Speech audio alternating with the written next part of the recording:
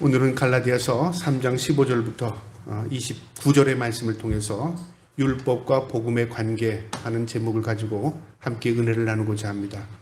사도 바울은 이 갈라디아 교회의 이 서신을 통해서 그 당시에 이 흩어져 있는 이 갈라디아 지역의 성도들을 믿음으로 다시 견고히 세우기 위해서 너희는 거짓 복음에 속지 마라.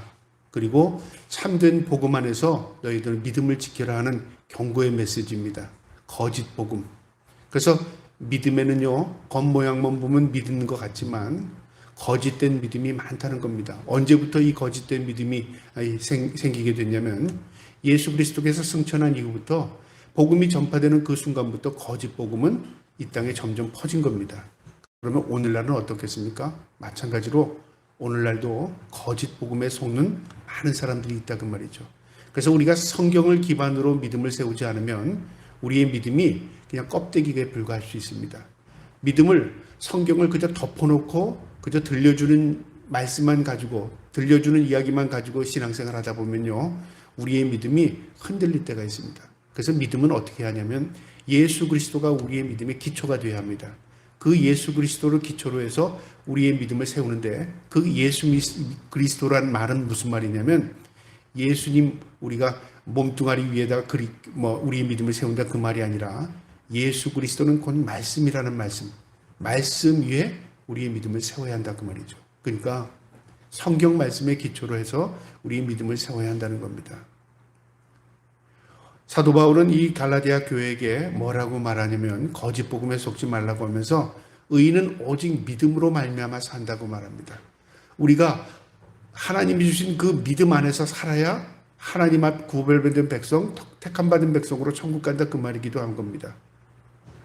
그 말씀을 한 이후에 오늘 25절부터 29절의 내용은 하나님께서 우리를 의롭게 여겨서 믿음을 주셨고 그 믿음 안에서 우리가 살게 되었는데, 그러면 믿음과 율법은 무엇이냐 그 말이죠. 이 거짓된 자들, 유혹하는 자들, 현혹시키는 이 율법주의자들이 가지고 있는 그 율법은 무엇이냐 그 말이죠.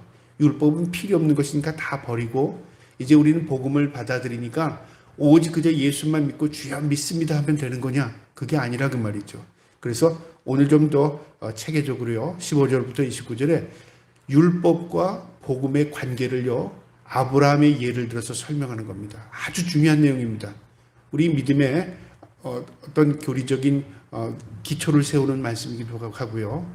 또 이 말씀을 통해서 우리가 믿음 안에서 산다는 게 뭔가를 우리가 오늘 이 말씀을 통해서 확고해야, 세워야 하는 것입니다. 오늘 저와 여러분이 이 말씀을 마음에 두시고 믿음 안에서 사는 성도들, 믿음 안에서 또 신앙생활하는 교회가 될 수 있기를 주님의 이름으로 축복합니다. 오늘 그럼 15절부터 간단하게 말씀을 한번 먼저 보도록 하겠습니다. 갈라디아서 3장 15절에 형제들아, 내가 사람의 예대로 말하노니 사람이 언약이라도 정한 후에는 아무도 패하거나 더하거나 하지 못하느니라.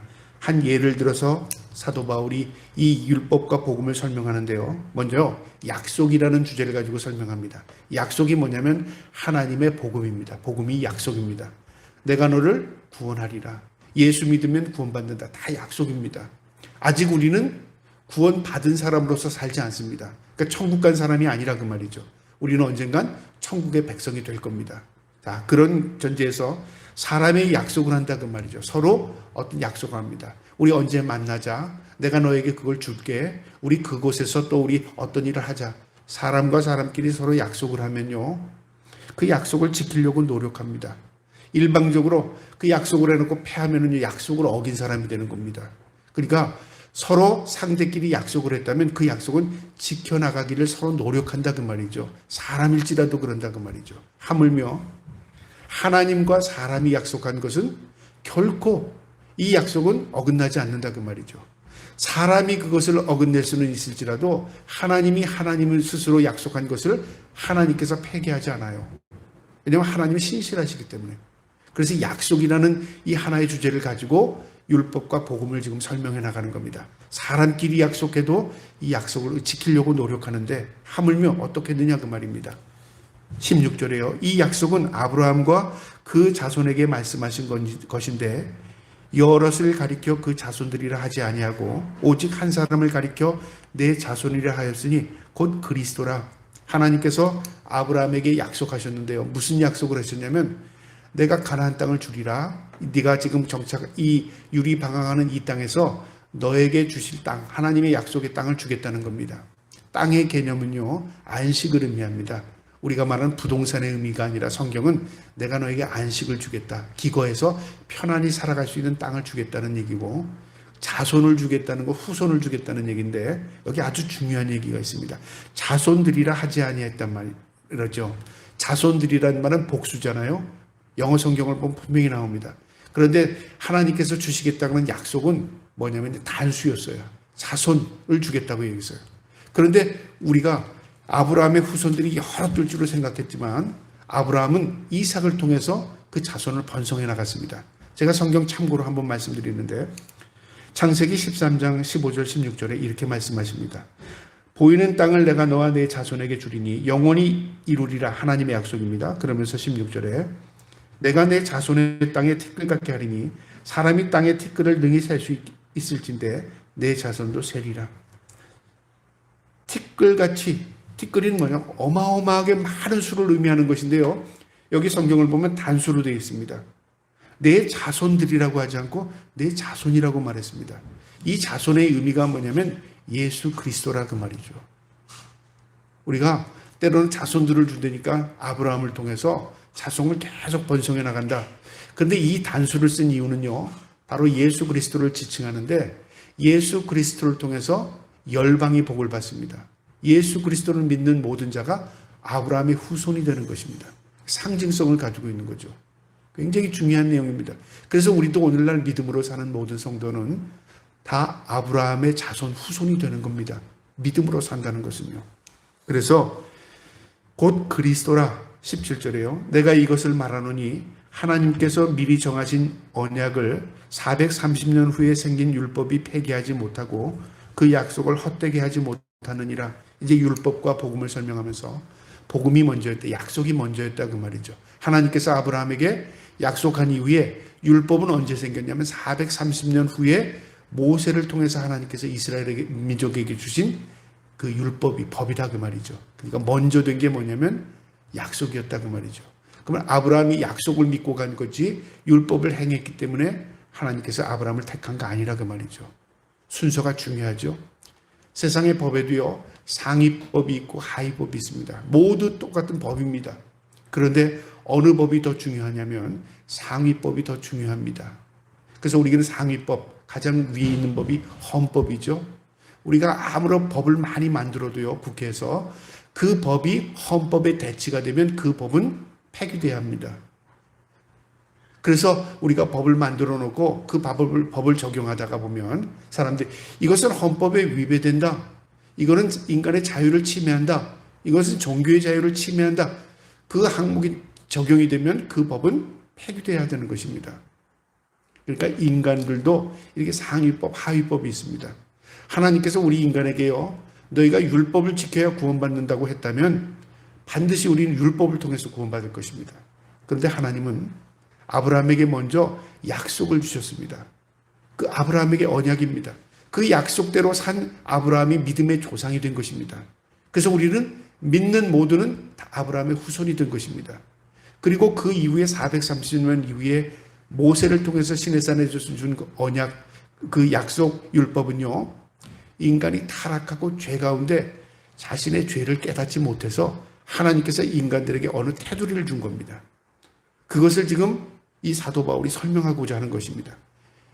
우리는 구원받는 것은 전적인 약속, 구원의 은혜로 구원받는 것이고 구원의 백속은 하나님께서 죄를 짓지 말라고 어떤 틀을 정해준 겁니다. 그래서 그 틀 안에 살아라. 그것이 율법이라 그 말입니다. 18절에요. 만일 그 유업이 율법에서 난 것이면 약속에서 난 것이 아니리라. 그러나 하나님의 약속으로 말미암아 아브라함에게 주신 것이라. 하나님의 약속으로 말미암아 아브라함에게 주었답니다. 그러니까 아브라함은 약속을 믿고 간 사람입니다. 19절에 그런즉 율법은 무엇이냐? 범법한 자로 더하신 것이라. 천사들을 통하여 그 중보자의 손으로 베푸신 것인데 약속하신 자손이 오기까지 있을 것이라. 먼저 약속으로 오실 자가 누구냐면 예수 그리스도입니다. 하나님께서 우리에게 메시아 예수 그리스도 구원자를 보내주신다고 약속했고요. 그 약속을 통해서 하나님께서 이 아브라함의 후손을 통해서 이 땅에 보내주셨습니다. 그 구원자입니다. 그리고 율법은요, 범법자들을 통제하기 위해서, 그러니까 범법자들을 깨닫게 하기 위해서 모세를 통해서 시내산을 준 겁니다. 그래서 이런 말이 있죠. 법이 없으면 죄가 없다, 그런 말이 있어요. 죄는 무엇 때문에 그 죄로 지칭이 되냐면 법이 정해지기 때문에 죄로 지칭이 됩니다. 지금 오늘 이 말씀이 무슨 얘기냐면 율법과 복음의 차이는요, 기반이 다르다, 그 말입니다. 율법은 죄를 알게 하기 위해서 주신 것이고 복음은 약속은 구원받게 하기 위한 것이다, 그 말입니다. 그러면서 20절에 그 중보자는 한편만 위한 자가 아니나 하나님은 한 분이시라. 하나님께서 모세에게 주신 이 법은 중보자를 통해서 주신 것이라, 그 말이죠. 그러니까 인간들에게 죄를 깨닫게 하게 주신 것이라면 예수 그리스도 한 분이라는 건 예수 그리스도인데 누구를 말하냐면 그리스도는 한 분이라. 하나님과 예수 그리스도 성령님은 동일하십니다. 왜냐하면 하나님은 삼위일체 하나님이시기 때문에. 그래서 하나님은 한 분이시라. 지금 예수 그리스도를 설명하기 위한 것입니다. 21절에 그러면 율법이 하나님의 약속들과 반대되는 것이냐? 결코 그럴 수 없느니라. 만일 능히 살게 하신 율법을 주셨더라면 의가 반드시 율법으로 말미암았으리라. 만약에 율법으로 우리가 구원받고 의를 이룬다면 율법을 지킴으로 구원받을 것이라, 그 말입니다. 그런데 그렇지 않다, 그 말이죠. 의는 없나니 하나도 없다고 말했고 사도 바울은요, 또 우리가 율법을 지킬 수 있는 인간이 하나도 없답니다. 우리 인간은 모두 죄인이랍니다. 그러니까 율법으로 비춰보면 구원받을 사람은 한 사람도 없어요. 그런데 우리는 구원받은 거룩한 백성으로 하나님 구별해 주셨어요. 그럼 무엇으로 구원받았습니까? 예수 그리스도를 믿는 믿음으로 구원받았다, 그 말입니다. 지금 그것을 알아야 우리가 거짓 복음에 속지 않는다, 그 말이죠. 거짓된 건 뭐냐면 첨가된 겁니다. 진짜의 가짜를 한 방울만 들어가도요, 그건 진짜가 아니라 가짜가 된 겁니다. 우리의 구원의 복음도 거기에 한 방울이라도 가짜가 들어가면요, 결국 그것은 거짓된 것이 되는 것입니다. 그래서 사도 바울은 핵심적인 복음을 지금 전하고 싶은 겁니다. 22절에 그러나 성경이 모든 것을 죄 아래 두었으니 이는 예수 그리스도를 믿음으로 말미암는 약속을 믿는 자에게 주려함이라. 모든 것을 죄 아래 두었다고 말이죠. 모든 인류는 죄 아래 구속당한 겁니다. 그 율법 아래 적용이 되지 않는 사람은 하나도 없는 겁니다. 그러니까 모두 죄인이죠. 모두 구원받을 수 없는 사람이 되었죠. 희망이 없는, 다시 말하면 소망이 없는 인간이라, 그 말입니다. 자, 그런데 23절부터 보세요. 믿음이 오기 전에 우리는 율법 아래에 매인받고 계시된 믿음의 때까지 갇혔느니라. 율법이 오기까지의 범위를 의미합니다. 그 전까지는 우리는 율법 아래 매인받이었답니다. 이 매인받이라는 건 무슨 말이냐면 통제되었다, 묶였다, 그 말이죠. 매였다, 묶였다, 그 말이죠. 감옥에 열쇠가 촥 하는 순간에 우리는 매인 겁니다. 죄인의 발과 손을 묶는 순간에 우리 매임가 된 겁니다. 율법으로 우리는 구속시켜요. 너 이거 하지 마. 그래서 율법을 보면 크게 하라와 하지 말로 되어 있습니다.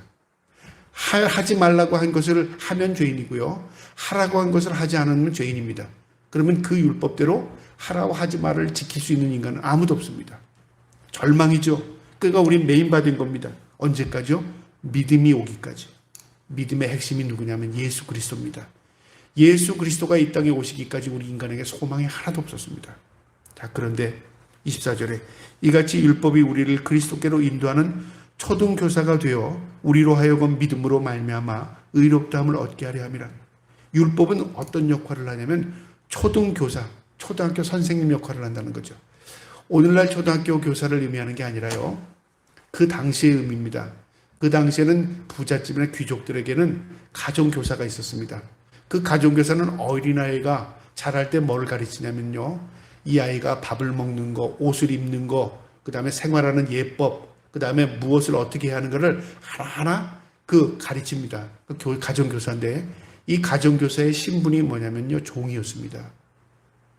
종이, 그 집안의 종이 믿을 만한 종을요, 자신의 아들을, 딸이나 딸을 맡겨서 그 종으로부터 예법을 가르치게 합니다. 옷은 이렇게 입는 겁니다. 신발은 가지런히 이렇게 놓는 것이고 어디는 어떻게 가는 것이고 어떤 사람을 만나면 어떻게 인사하는 것이고 그걸 가르쳐요. 그러면 종이 그 아들보다 직급이 높습니까? 그게 아니라 그 말이죠. 그 주인의 아들은 엄연히 귀족입니다. 신분이 달라요, 종하군요. 그런데 누구의 통제를 받죠?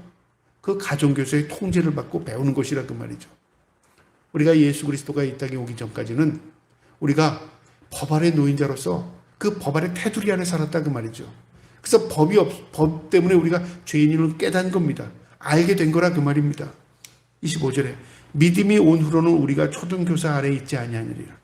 그 아이가 성장한 이후에는 선생님이 이제 필요 없어요. 스스로 해나갈 수 있습니다. 그러니까 그 선생님은 어떤 역할을 하냐면 이 아이가 예법을 배우고 잘 성장할 수 있도록 가르치는 역할을 하는 거죠. 하나님의 말씀은요, 모세 맨 앞에 부분 창세기, 출애굽기, 레위기, 민수기, 신명기 5권의 권을 모세오경 율법입니다. 법입니다. 이스라엘 민족은 이걸 법으로 생각했습니다. 그 다음에 이 구약책은 그것을 확대한 것입니다. 하나님의 말씀 법입니다. 그리고 오늘날 우리가 읽는 성경은 구약과 신약으로 되어 있습니다. 모두 하나님의 약속과 법으로 되어 있습니다. 그러니까 성경을 덮어놓으면 우리는 하나님 모르고 사는 거죠. 성경 속에서 하나님이 어떤 분인가를 알게 되고 하나님이 무엇을 기뻐하고 무엇을 싫어하는 걸 알게 되고요. 하나님의 법을 깨달은 거예요. 이 법을 깨닫게 되면 뭐가 될까요? 그 지식이 통해서 하나님이 어떤 분인가를 알게 돼요. 그래서 저 나라가 어떤 나라인가를 알려면요. 그 나라의 법을 보면 알 수 있습니다. 하나님의 법은 어떨까요? 하나님이 직접 쓰셔서 우리 인간에게 주었어요. 근데 우리는 그 법을 우습게 여긴다 그 말이죠. 그 법은 딱 2가지입니다. 하지 말라와 하로 되어 있고요. 그 법을 요약하면 하나님 사랑하라, 하나님을 경외하라, 인간을 사랑하랍니다. 그 말을 한자로 경천외인입니다. 경천외인. 하나님 사랑, 이웃 사랑입니다. 그게 하나님의 법이에요. 근데 우리는 하나님을 더 무시하죠. 하나님에 대해서 의식하지 못합니다. 인간이 점점 사랑하기 전에 하지 않고 점점 미워하잖아요. 사탄은 그렇게 만드는 겁니다. 하나님은 하나님을 사랑하고 경외하고 인간을 사랑하라고 하나님 법을 주셨지만 사탄은 그걸 뒤집어야 돼요.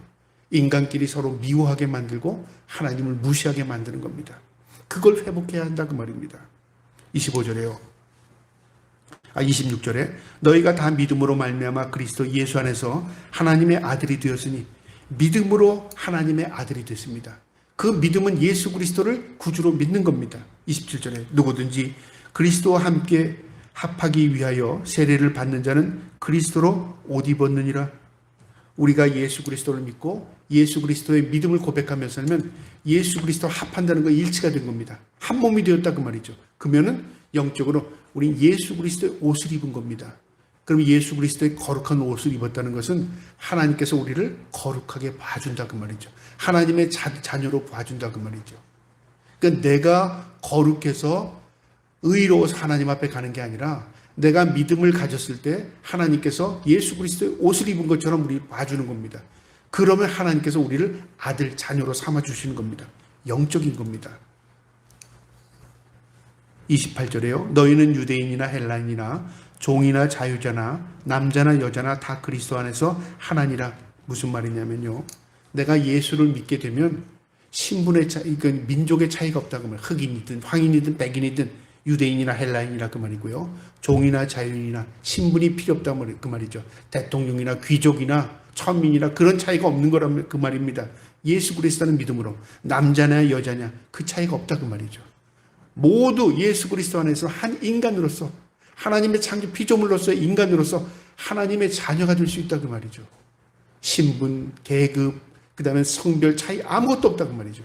오직 하나님의 자녀로서 서게 된다 그 말입니다. 29절 마지막 너희가 그리스도의 것이면 곧 아브라함의 자손이요 약속대로 유업을 이을 자니라. 내가 그리스도의 것이면 내가 예수 믿는 사람이라면 내가 믿음으로 사는 사람이라면 아브라함의 자손 믿음의 후손이 되는 것이고 약속대로 하나님의 약속대로 우리가 천국 갈 사람 된다 그 말이죠. 우리가 하나님의 자녀로서 기업을 잇는 자가 된다 그 말이죠. 오늘 이 말씀을 2가지로 요약해서 이 말씀을 전하고 말씀 마치려고 합니다. 먼저 율법은 왜 그럼 하나님이 주셨냐 그 말이죠. 하나님이 주신 건 율법도 주셨고 우리에게 또 복음도 주셨습니다. 약속도 주셨습니다. 그런데 오늘날 그 율법으로 구원받지 않는다고 하니까 율법이 필요 없다고 생각하는 사람들이 있어요. 아닙니다. 만약에 율법이 필요 없다면요, 우리는 성경 구약을 덮어놓고 신약만 가지고 믿어야 될 거예요. 아니, 성경이 필요 없이 그냥 들려주는 이야기 듣고 나 구원받았네, 너 구원받았네, 할렐루야 구원받았네, 그냥 기뻐하며 박수치며 찬양하며 춤추며 살면 될 겁니다. 그런데 왜 우리는 성경을 항상 텍스트로 펼쳐놓고 성경 속에서 우리는 답을 찾고 성경 속에서 하나님을 만나게 됩니까? 이 성경은 하나님의 법입니다. 그 법을 알면 나라를 알 수 있다고 그랬잖아요. 법을 알아야 하나님을 아는 것입니다. 그 하나님을 알아야 하나님을 믿게 되고 이 성경을 통해서 나를 알게 되는 겁니다. 그래서 성경 이 율법을 주신 이유는요, 인간의 죄를 깨닫게 하기 위해서 주는 겁니다. 그 다음에 율법을 주신 이유는요, 하나님이 무엇을 기뻐하는 것을 알게 하는 것입니다. 여러분, 무엇을 기뻐하는 것, 제일 우리가 그것을 알기 위해서는 어떻게 해야 될까요? 우리가 어떤 사람과 교제를 해요. 저 사람이 무엇을 기뻐하는 걸 알기 원하잖아요. 그리고 그 사람이 기뻐하는 걸 해주고 싶잖아요. 그때 어떻게 할까요? 내 마음대로 그 사람을 기뻐하게 해서 맞을 수도 있지만 틀릴 수도 있어요. 기뻐하는 것을 알려면 어떻게 돼요? 물어보는 게 제일 좋습니다. 뭐가 기뻐? 뭘 좋아해? 물어보면 제일 쉽잖아요. 우리가 하나님과 우리의 관계도 그렇습니다. 내가 이것을 하면 하나님 기뻐하실 거야. 내 멋대로 하나님 섬기면 하나님과 관계없습니다. 하나님이 우리가 좋아하는 거 기뻐하지 않습니다. 우리가 모를 때는 하나님께 물어야 됩니다. 하나님 어떻게 하는 것이 기뻐하는 것입니까? 그 말씀을 우리 성경을 통해서 다 가르쳐 주었습니다. 갈라디아서 3장 12절에요. 율법은 믿음에서 난 것이니 율법을 행하는 자는 그 가운데서 살리라. 하나님은 행위를 기뻐하지 않는다 그 말이죠. 하나님 무엇을 기도해? 그 행위를 하는 그 마음을 기뻐하십니다. 마음. 우리는 뭘 해줬기 때문에 기뻐하잖아요. 하나님 뭘 해줬기 때문에 기뻐하는 게 아니라 내가 무엇을 하고 있는 과정 가운데 그 마음을 받으시는 겁니다. 그게 하나님이 기뻐하는 거예요. 저와 여러분이 하나님을 기뻐하는 삶을 살아갈 수 있도록 늘 깨어있기를 주님의 이름으로 축복합니다. 하나님이 기뻐하면요, 하나님이 우리의 기쁨이 되면 하나님이 우리의 기쁨이 되어주세요. 내가 원하지 않아도, 내가 그것을 간구하지 않아도 하나님께서 기뻐하는 것을 우리에게 주신다니까요. 하나님 주시옵소서 그러지 않아도 하나님 기뻐하는 걸 주셔요. 왜요? 우리의 삶이 하나님의 기쁨이 되기 때문에. 저와 여러분이 그런 삶을 경험할 수 있기를 축복합니다. 그 다음에 율법을 주신 이유는요, 우리를 구원의 길로 인도하시기 위해서예요. 제시하기 위해서. 율법이 우리를 구원하지 못합니다. 그런데 율법은요, 구원의 길을 제시해요. 우리가 어떤 이정표라고 하죠. 이쪽으로 가면 큰 길이 나옵니다. 이쪽으로 가면 어떤 시설이 나옵니다. 방향을 제시해 주잖아요. 그 이정표를 따라가면 그것이 있는 겁니다. 그 이정표 역할을 하는 게 율법입니다. 율법은 분명한 방향을 제시했는데 우리가 그 길로 가지 않으면 어떻게 될까요? 결국 그 삶을 살지 못하는 거죠. 그러나 그 게시판이 구원받는 거 아니에요. 아, 율법이 이렇게 게시했다. 율법을 붙들고, 야, 내가 이 게시판을 붙들고 살아야지. 아닙니다. 그 써 있는 대로, 그 방향을 제시하는 대로 가는 겁니다. 율법은 바로 그런 역할을 하는 겁니다. 저 여러분이 하나님의 말씀이 하나님의 법임을 깨닫고요, 하나님 말씀에 순종하며 살기를 축복합니다. 그 다음에 이 율법은요, 구원이 하나님의 전적인 은혜임을 깨닫게 합니다. 구원은 하나님께 있다. 구원은 세상에 없다 그 말이죠. 여러분, 우리에게 참된 소망은요, 예수 그리스도입니다. 그분을 믿을 때 우리가 이 땅에서의 삶에 그렇게 얽매이지 않게 되는 것입니다. 하나님 그래서 우리에게 율법을 주신 것입니다. 자, 그러면 율법을 주신 이유를 알았다면 그럼 우리에게 복음, 약속을 주셨습니다. 그 약속은 어떤 역할을 하느냐? 여러분 마음에 새기시기 바랍니다. 복음은요, 우리를 구원합니다. 믿음으로 구원받는다는 것을 깨닫습니다. 복음이 없었다면, 약속이 없었다면 우리가 어떻게 살아도 우리 구원받을 수 있는 방법이 없습니다. 그 복음 예수 그리스도께서 약속으로 이 땅에 오셨습니다. 그래서 우리는 예수 그리스도를 믿음으로 구원받는 겁니다. 그 구원은 변치 않아요. 저와 여러분이 그 예수 그리스도를 우리의 삶의 주인으로 모시고 예수 그리스도로 구원을 이루어갈 수 있기를 축복합니다. 그 다음에 복음은요, 복음을 통해서 모든 죄를 사해 주십니다.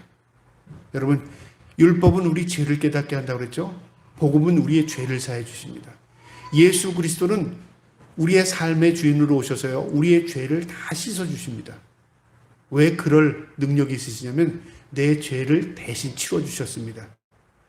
내 추적, 내 부끄러움, 내 죄악, 내 허물을 예수 그리스도께서 대신 지시고 다 그거를 십자가상에서 피로 흘려주셨어요. 나는 그걸 믿는 겁니다. 대속에 내가 죽어야 할 그 십자가에 우리 예수님께서 대신 죽으셨다. 그걸 깨닫는 순간에 하나님의 은혜가 내게 머물러 오면서 내가 구원의 백성으로 하나님 안에 살게 되는 것입니다. 그래서 율법은 죄를 깨닫게 하지만 복음은 내 죄를 씻어주신 것입니다. 저와 여러분이 그 예수 그리스도 안에서 우리의 허물, 우리 죄가 다 씻음받기를 주님의 이름으로 축복합니다. 그 다음에 하나님께서 우리에게 복음을 주신 이유는요, 우리에게 참된 자유를 깨닫게 하기 위해서 그렇습니다. 자유를 주시기 위해서 그랬어요. 아까 메인바디였다죠? 율법은 우리를 메인바디게 했답니다. 근데 복음은 우리를 어떻게 했다고요? 참된 자유를 주신답니다. 그래서 예수를 믿고 난 사람들 보면요, 자유가 무슨 것을 알게 돼요. 자유는 어떤 자유냐면 어떤 것에 구속이나 매이되지 않아요. 너 그렇게 하면 그렇게 한대. 뭐 그렇게 하라고 그래. 여러분, 진정으로 자유 있는 사람은 어떻게 해요? 내가 구원받았습니까? 구원받지 못했습니까? 그거 검증하지 않습니다. 왜 그럴까요? 내 인생의 주인이 하나님이시기 때문에 하나님께 다 맡기고 사는 겁니다. 저 사람 천국 갔어. 그랬다고 천국 가고, 저 사람 지옥 갔어. 그래서 지옥 갔습니까? 여러분, 많은 사람들이 저 사람 천국 갔으니까 천국 환송회를 열어야 돼. 그럼 그 사람 천국 간 겁니까? 천만의 말씀입니다. 목사가 목회 30년, 40년 했다고 천국 갔다고 우리 장담할 수 있습니까? 그렇지 못합니다. 왜 그럴까요? 하나님만이 아십니다. 그런데 분명한 사실은요, 하나님의 백성은 자신이 천국 백성인 것을 마음속에 깨닫게 돼요. 남들이 나 당신 천국 갑니다 100번 얘기하지 않아도요. 지옥 갈 사람은요, 자기 마음속에 이미 뭔가가 있음을 알게 돼요. 그래서 그걸 회피하고 부인하는 겁니다. 우린 두려운 것을 늘 회피하고 부인하잖아요. 안 보면 없어진 것 같잖아요. 안 본다고 없어지는 게 아닙니다. 내가 그것을 회피하고 부인하는 것입니다. 저와 여러분이 하나님의 백성으로서 참된 자유를 누릴 수 있기를 축복합니다. 자유는 누가 주시냐면 내가 자유해야지, 그게 아니라 하나님께서 내 마음을 자유할 수 있게 해주셔요. 물질에 노예된 사람에게 하나님의 은혜가 들어가면 물질의 자유함을 느끼고요, 명예 권력의 노예가 된 사람이 하나님의 은혜가 들어가면 명예와 권력의 자유함을 누리고요, 그 다음에 이 정욕에 사로잡힌 자에게 하나님의 은혜가 들어가면 정욕의 노인바가 돼요. 자유함을 얻게 돼요. 이게 하나님의 은혜인 것입니다. 저와 여러분이 하나님의 은혜 가운데 참 자유함을 누릴 수 있기를 축복합니다. 마지막으로 하나님께서 우리에게 왜 약속의 복음을 주셨냐면요, 보이는 것이 전부가 아니라 보이지 않는 게 있다는 것을 깨닫게 하기 위해서 그렇습니다. 여러분, 믿는다는 건 뭐죠? 보이는 걸 믿는다는 건 어리석어요. 딱 보여주고 있지? 믿어. 그렇게 말하지 않습니다. 어떻게 말하죠? 보여주지 않지만 너 믿어? 어떤 사람 안 봤으니까는 못 믿어. 어떤 사람 그래 네가 말했으니까 난 믿을래. 뭘 보고 믿는 겁니까? 실체를 보고 믿는 게 아니라요, 그 사람을 보고 믿는 겁니다.